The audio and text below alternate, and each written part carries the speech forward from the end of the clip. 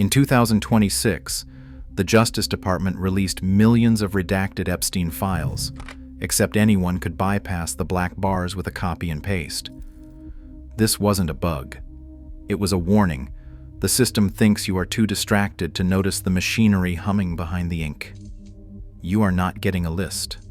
You are getting an ecosystem, bank wires, flight logs, and compromat stacked higher than any court is willing to admit. Ready to see how deep the Epstein files really go?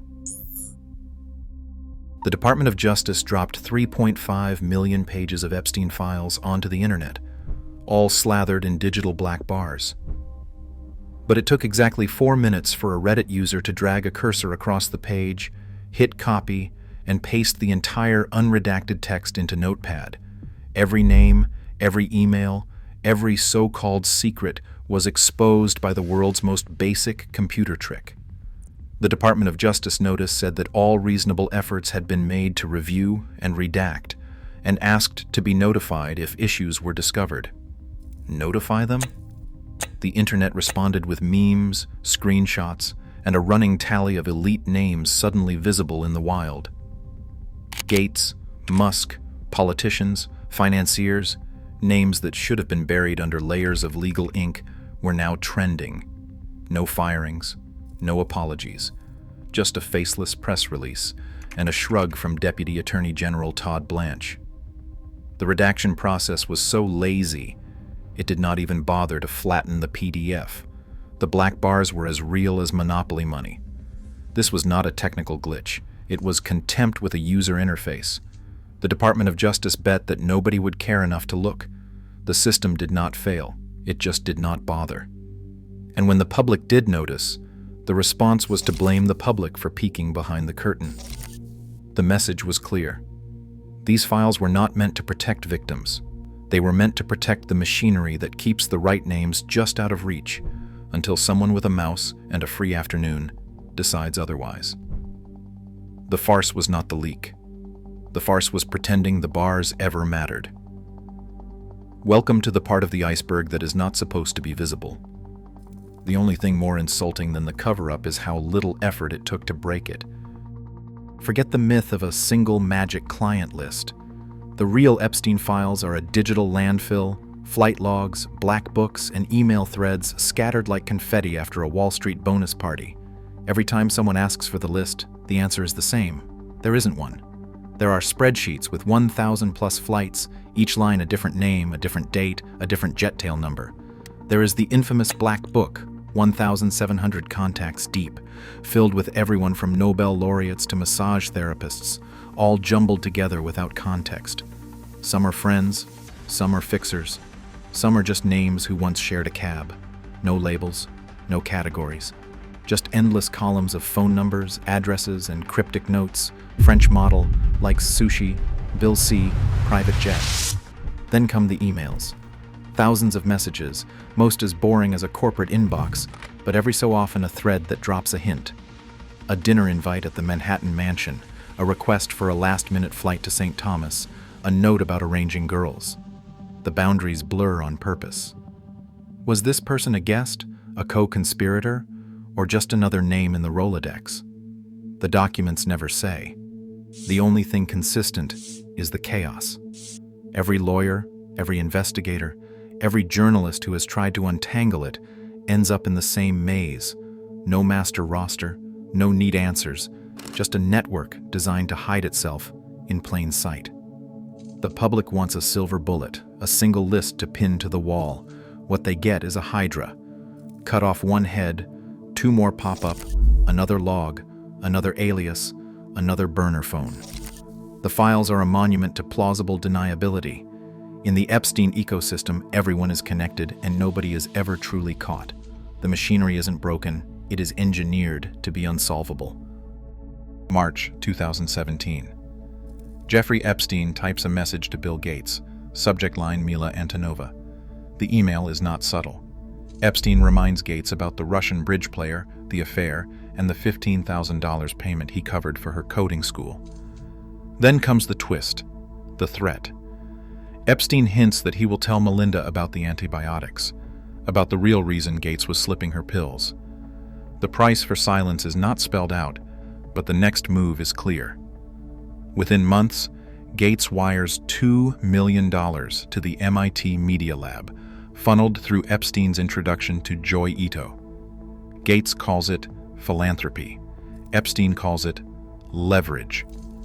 The money lands, the emails stop, and the world's richest man learns what it costs to keep a secret from a man like Epstein. This is not a rumor. It is a paper trail. The machinery does not need muscle when it has compromat. In the Epstein ecosystem, every secret is a currency, and every transaction is a silent confession. Elon Musk, the world's loudest denier, spent years insisting he barely knew Epstein. No parties, no flights, no island visits.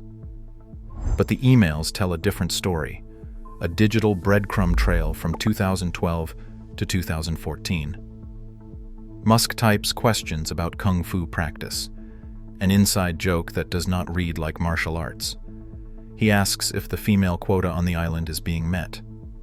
Epstein replies with a wink and a promise. The guest list is always evolving. Musk's name never appears on the flight logs, but the logistics chatter is unmistakable. Hotel bookings, guest lists, requests for company. Every message is a little too familiar for a man claiming total ignorance.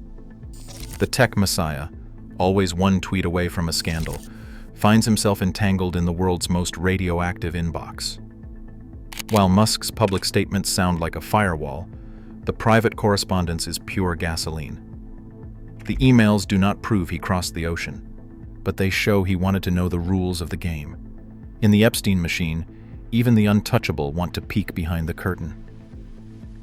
Howard Lutnick, king of Cantor Fitzgerald, stood in front of cameras and insisted he barely knew Jeffrey Epstein. Just a single handshake, maybe a charity event. But the flight log says otherwise. Gulfstream tail number N8888GE was wheels up for St. Thomas in the middle of the 2010s. Lutnick's name appears right there, sandwiched between a hedge fund manager and a model with no last name. The manifest is not a rumor. It is a timestamp. The emails fill in the rest. A dinner invitation, a reply from Lutnick's assistant confirming the reservation, and a calendar block for a private meal with Jeff at a villa overlooking the bay. The power brokers of Wall Street play dumb on TV, but the receipts are always hiding in plain sight. In the Epstein machine, the most powerful men lie about the easiest things to check, because they know the machinery is built to make the truth irrelevant. The logbook does not care about public statements. It only records who showed up and who stayed for dessert. Ghislaine Maxwell ran her operation like a cutthroat sales manager, but the product was human beings. The pitch was simple. Bring in a new girl and you get paid. Victim testimony during her 2021 trial laid out the mechanics. Cash rewards ranged from $200 to $1,000, handed out for each fresh recruit.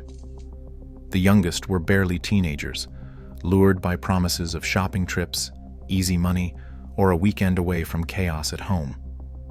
Once inside, the rules shifted. Now you're not just a victim, you're part of the system. Recruit someone else, and the money keeps flowing. Refuse, and the perks vanish. It's a pyramid scheme with no escape, engineered for maximum deniability. The higher up you climb, the more you know, the more you owe. No ledgers, no contracts, just a word-of-mouth economy built on fear and favors. Prosecutors called it a pyramid of abuse, and the evidence backed them up, with text messages arranging meetings, emails confirming payments, and survivors describing the pressure to find the next girl. Maxwell didn't just enable Epstein, she industrialized him. Each new recruit became a cog in a machine, pushing the whole operation forward. The real genius was turning victims into accomplices, so the machine could run itself, even if the lights ever went out. 100 black eyes watched every inch of Little St. James. The surveillance system was pure paranoia, built on Ubiquiti Unify hardware, dome cameras tucked under eaves, Ethernet cables snaking through the walls, all feeding into a single rack-mounted NVR humming away in a locked server closet. No cloud backups, no vendor logins, no chance for a midnight hacker in Ukraine to pull the files. Every second of footage, bedroom doors opening, VIPs wandering hallways, late-night arrivals at the dock, was captured and stored on spinning hard drives, never leaving the island unless someone physically carried it out. FBI raid logs from 2019 list the Unify video recorder, the NVR, as evidence. Agents pulled it straight from the rack, its LED still blinking when they yanked the power. The system could handle feeds from 100 cameras at once, archiving terabytes of video and even logging every Wi-Fi device that pinged the network. Guests' phones, staff tablets, even a stray laptop each left a digital fingerprint tied to a time and a place. This was not just security, it was compromat by design. Only Epstein and his most trusted techs could access the footage. If a scandal ever needed to be buried or a favor called in, the leverage sat right there, encrypted on those drives. The island was not just a crime scene, it was a digital trap, baited and sprung, with the evidence locked in a steel box, waiting for the highest bidder or the next raid. JP Morgan called Epstein a bird dog, a rainmaker who brought in tech billionaires and kept the bank's fee machine humming. From 2003 to 2018, more than $1 billion pulsed through his accounts. Compliance officers flagged his transactions more than 150 times, but every red flag got bulldozed by higher-ups chasing the golden goose. The system was supposed to stop dirty money at the gate, but for Epstein, the fence was left wide open. When alerts popped up, unusual wires, odd transfers, payouts to shell companies, they did not trigger investigations. They triggered manual overrides. The same hands that should have pulled the alarm just pressed dismiss. Deutsche Bank picked up the baton after JP Morgan cut ties. Here, the money got laundered with street-level tricks dressed in a $5,000 suit. Withdrawals came in at $7,500 a pop, just under the $10,000 reporting threshold. This is textbook smurfing, the kind of move you would expect from a corner drug crew, not a client with a private jet. Bags of cash moved out the door, no questions asked, as if the world's strictest anti-money laundering rules were written in disappearing ink. Regulators eventually fined Deutsche Bank $150 million, but by then, the machinery had already burned through its payload. The banks did not just look the other way. They greased the gears, oiled the hinges, and let Epstein's operation run like a well-funded criminal startup. The only thing more broken than the rules was the will to enforce them. Leon Black, the billionaire founder of Apollo Global Management, wired $170 million to Jeffrey Epstein from 2012 to 2017. Not in one lump sum, and not for a single service, but in a steady drip of so-called advisory fees. The money did not travel a straight line. It zigzagged through offshore entities, Granite Hill, Caribbean trusts, and shell companies in the Caymans, each hop scrubbing the trail a little cleaner. Apollo's internal memos labeled it tax advice, but no accountant on earth bills that high. Black claims he never joined Epstein's parties and never saw the darkness up close. Yet the payments kept flowing, even as Epstein's reputation curdled from eccentric to toxic. Lawsuits later called it a slush fund, a price tag for silence, or maybe a retainer to keep the compromat locked away. In the world of the ultra-rich, secrets get a line item and a wire transfer. Cash does not just buy access. It buys amnesia, plausible deniability, and a firewall between the man writing the check and the truth he would rather not see. Zorro Ranch was not just another billionaire's playground. Deep in the New Mexico desert, Epstein drew up plans from a dystopian novel, a mass impregnation program. The goal was simple and monstrous.